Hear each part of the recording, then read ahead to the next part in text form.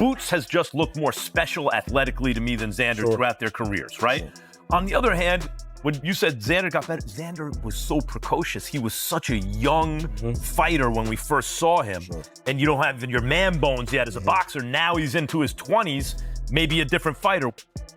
By the way, when we talk about the difference between championship and belt, you can win belts in different divisions, right? But Boots was the Ring Magazine welterweight champion of the world. Yeah. And also I'm thinking about is if you really watch Boots, Boots does look special all the time.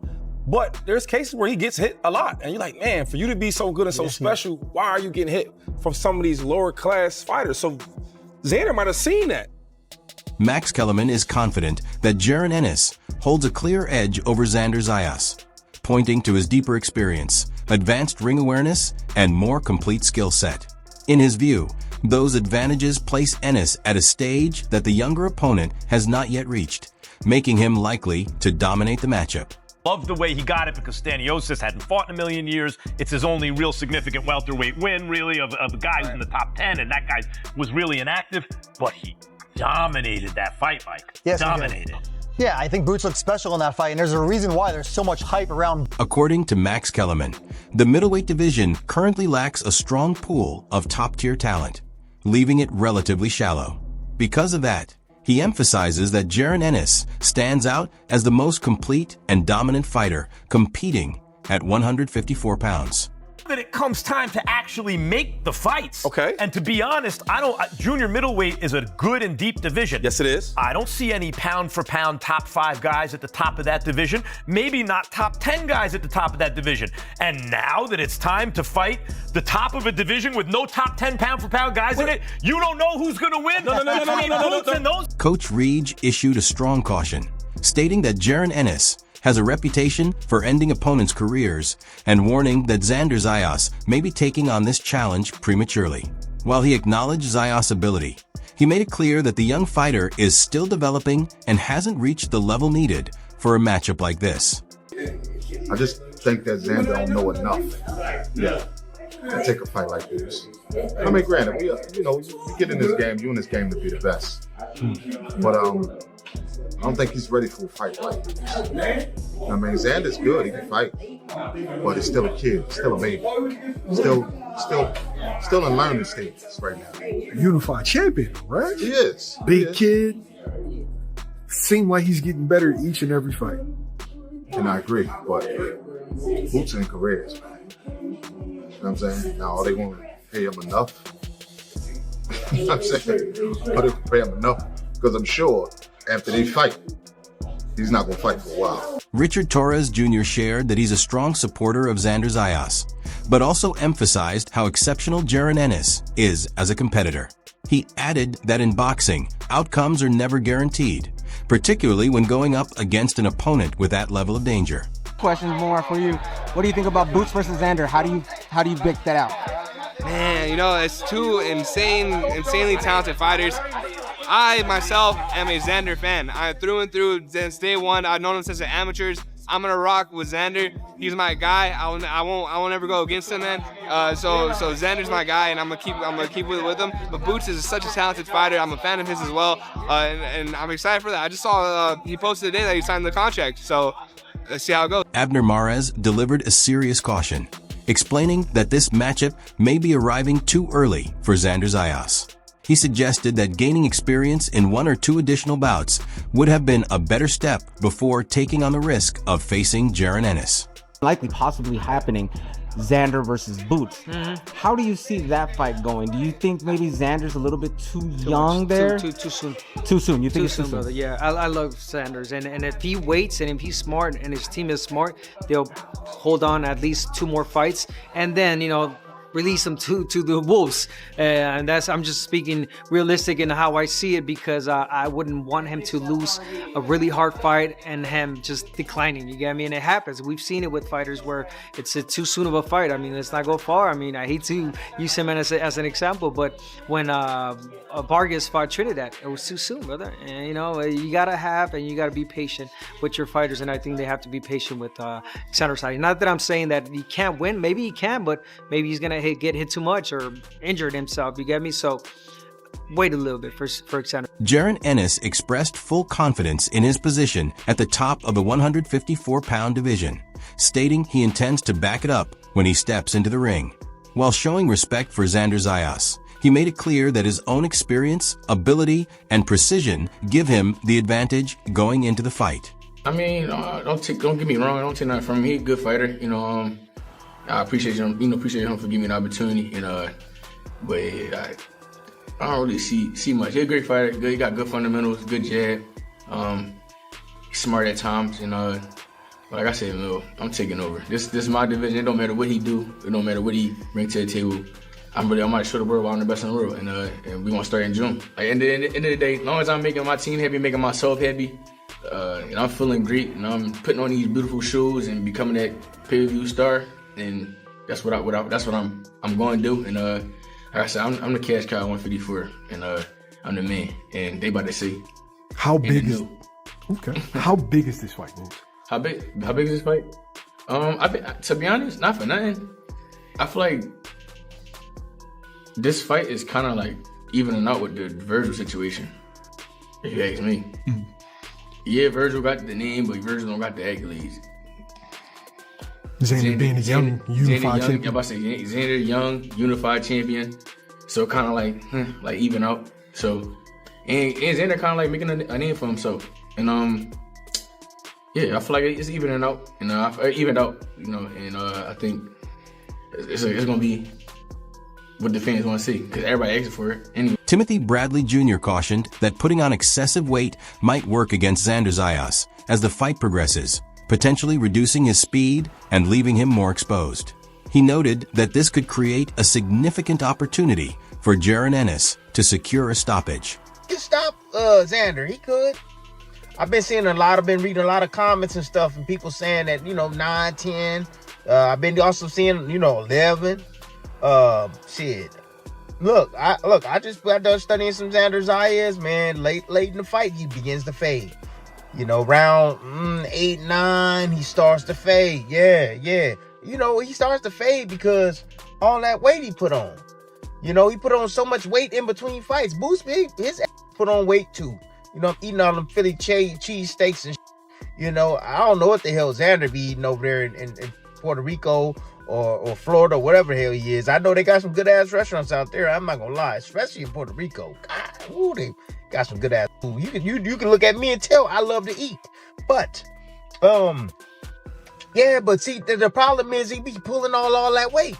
It wasn't nothing that was like crazy. With head movement, the shit that Boots gonna be doing, all that head movement and sliding, tucking and moving on angles and shit. Boots, that's what Boots gonna attack is late.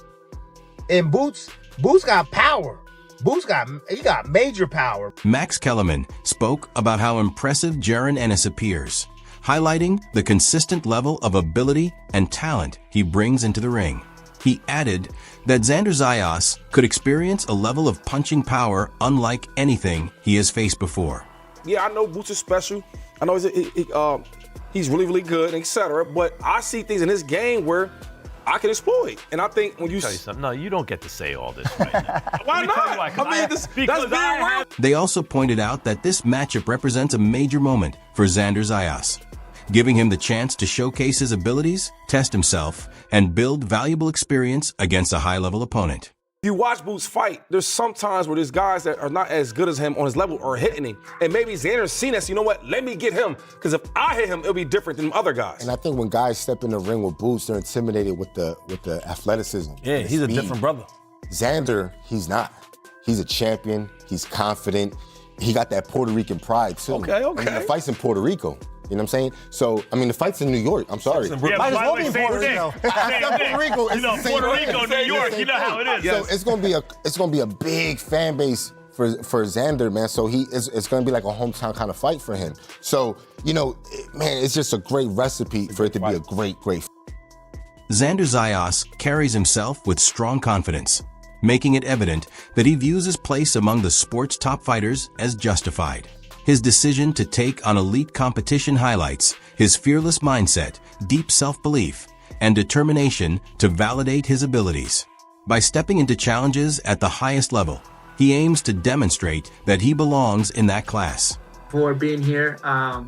Man, this everybody, like you said, is busting. I feel like this is the biggest fight of 2026 thus far. And it was important for me because for me to say that I'm the best, I gotta face the best. And Jaron "Boots" Ennis is one of the best names in the division, you know, alongside other fighters and myself. So come June 27th, I will claim why I'm the best 154-pounder in the world. And like you said, everyone is buzzing, everyone's talking about it. Jaron Ennis himself, he's giving you immense credit, and rightfully so, for taking this fight when you had the leverage to call the shots and choose any route you preferred. Yeah. At the age of 23, what does it speak to you? What does it speak for you as the fighter you are? Man, I feel like a lot of people will love or love to be average in life. I wasn't born to. Timothy Bradley Jr. sees Jaron Ennis becoming increasingly dangerous as the fight progresses, especially once the intensity rises. He notes that Ennis possesses knockout-level power capable of landing punches that opponents often fail to anticipate. Bradley is particularly wary of Xander Zayas dropping his guard, which could leave the left side of his face vulnerable to Ennis' overhand right and uppercut from a southpaw stance. Bradley also believes Zayas thrives when he can move freely and counter, rather than being confined to inside fighting.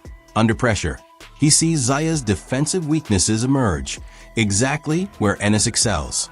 Once Ennis establishes rhythm and begins unleashing combinations, he can quickly swing the momentum and deliver damaging sequences. Most critically, Bradley now considers a late-round stoppage a real possibility. He explains that while heart and resilience will play a role, if Ennis turns the bout into a high-pressure, aggressive fight, his strength and punching power could overpower Zayas in the final rounds. And there's spots where I see Xander, he just gets himself in some bad spots, man. He drops his hands a lot. I see too much exposure on that left side. Way too much exposure on that left side. He gonna have to keep that left hand glued to his face because that overhand right of Boots is lethal. It's lethal, man. And Boots turned that uppercut up the middle too, especially from the southpaw stance when Xander's leaning forward, man. Another lethal shot. But man, I see a lot of holes in Xander's game, especially when you start to put that pressure on him. Yeah. He try to get the fuck out of Dodge. He don't want none of that heat. Nah, he don't like the heat like that. He like his space. His system requires distance. Can he fight a little bit inside? A little bit inside. It's not a specialty.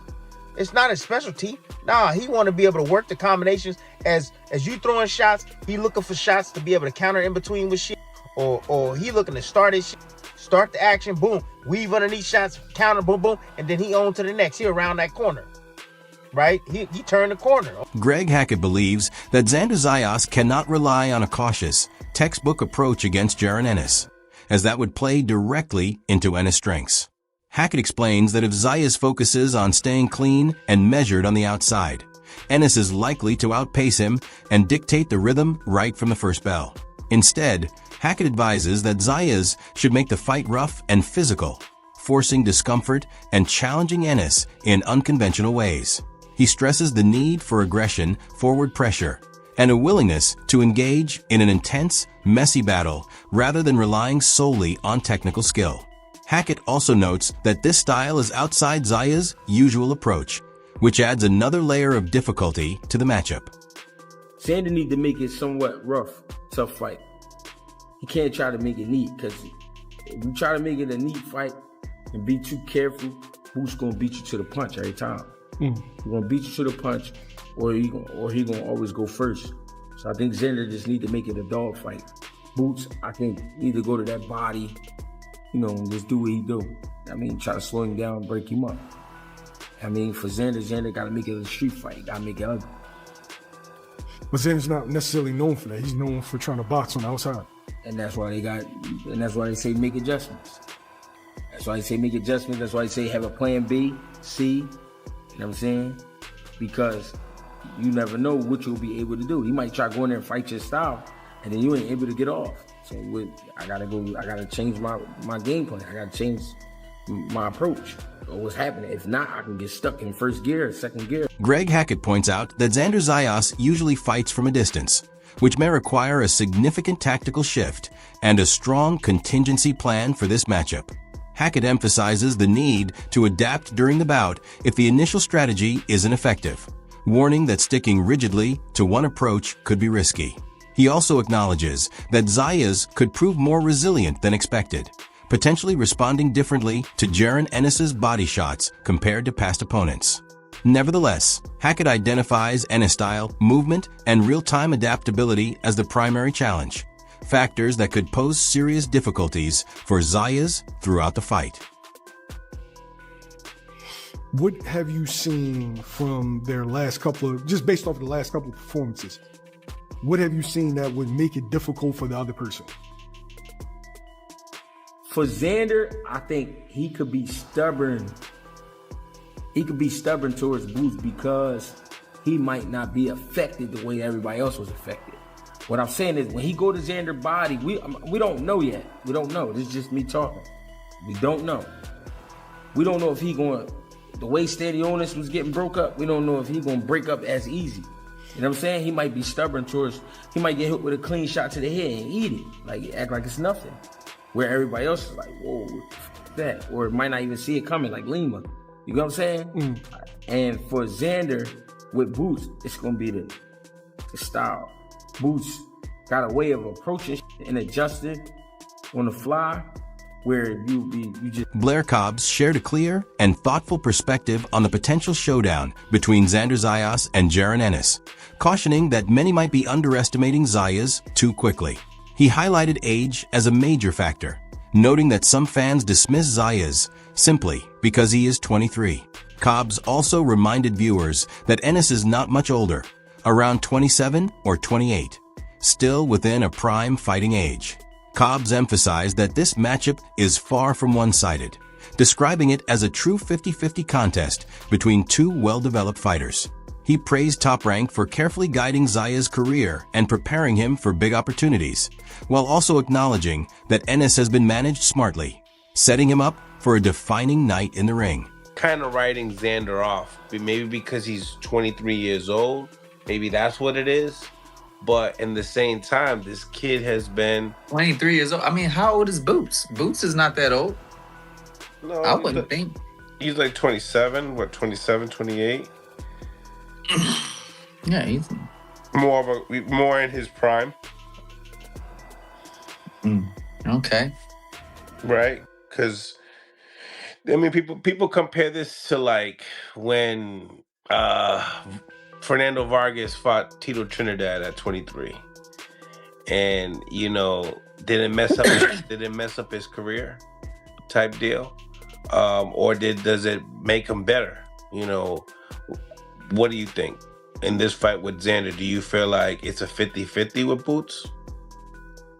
I feel like Blair Cobbs finds the matchup thrilling because both fighters are stepping into this fight close to their prime, drawing comparisons to classic peak versus peak battles like Tommy Hearns against Sugar Ray Leonard.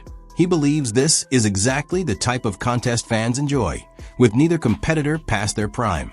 Cobbs anticipates a fierce encounter that could unfold as a strategic chess match or erupt into an all-out brawl, depending on which fighter asserts their style first. I feel like it's a good 50-50 fight, whereas though you have two guys that's been moved properly. Well, actually, Zaya's been moved a little bit better. Top Rank tends to move fighters so well. I mean, their top elite fighters have been groomed to such a level that it's incredible. And but Boots have been moved very well to be put in this position for one night. And I would love to see what happens on that one night, whereas though you get a 50-50 chance, and this is the equivalent of what you would say like a Tommy Hearns, Ray Leonard when they first fought. They were both in their prime. This wasn't the rematch years later when they're both kind of on their way out at a different weight class. This is a pretty good fight for me. I think this is a pretty good fight for both fighters. Jaron Ennis entered the pre-fight conversation brimming with confidence, making it clear he feels fully in control of the bout. He stated that the outcome will unfold exactly according to his plan, reflecting the same self-assurance that has marked his rise in boxing. Ennis dismissed the notion that this represents his toughest challenge, noting that every opponent is often labeled as his biggest test, yet he continues to make each fight appear manageable. He highlighted his track record, reminding critics that he has consistently performed against elite competition, including undefeated champions. Ennis claims that no one in the division matches his combination of speed, power, timing, and ability to dominate inside the ring. While he recognized that Xander Zayas is steadily building a strong reputation, particularly among Puerto Rican fans, Ennis remained unwavering in his stance. Once the bell rings, he expects to demonstrate why he considers himself a level above the rest. Not sure. You gotta get in there? You gotta get in there. Every time people be like, oh, this is biggest test. Every time they see my biggest test, what I do, Mil? Make it look easy. Every time. And then they make up another excuse, but, oh, well, he ain't fight this person. Or he ain't do this. Or bro, nobody really did what I be doing. Like, nobody do what I be doing, Mil. Like, straight like that. Stay on this, undefeated champion. 6-0. Me quit. Did you expect to get it for that one? Did you expect it like, yo, they can't say anything after this? You said I didn't win a title. You said I didn't fight a champion. And I fought the undefeated.